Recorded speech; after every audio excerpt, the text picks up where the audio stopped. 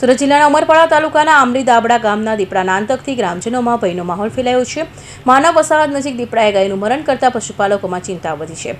રહેઠાણ વિસ્તારમાં દીપડાના આંટાફેરા વધતા લોકોમાં ડરનો માહોલ જોવા મળી રહ્યો છે.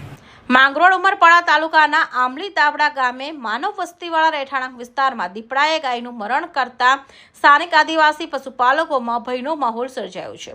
છેલ્લા ઘણા સમયથી દીપડાઓ જંગલ વિસ્તાર અને ખેતરડાળી નદી, કોતર અને વિસ્તાર છોડી શિકારની શોધમાં માનવ વસ્તીવાળા રહેઠાણ વિસ્તારમાં આવી પશુ પક્ષીનો શિકાર કરી રહ્યા છે, જેને કારણે સ્થાનિક લોકોમાં ભયનો માહોલ સર્જાયો છે.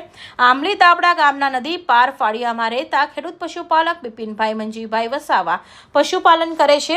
તેમની માલિકીની ગાય આંગણમાં બાંધી હતી ત્યારે વહેલી સવારે શિકારની શોધમાં આવેલા દીપડાએ ગાયનું મારણ કર્યું હતું.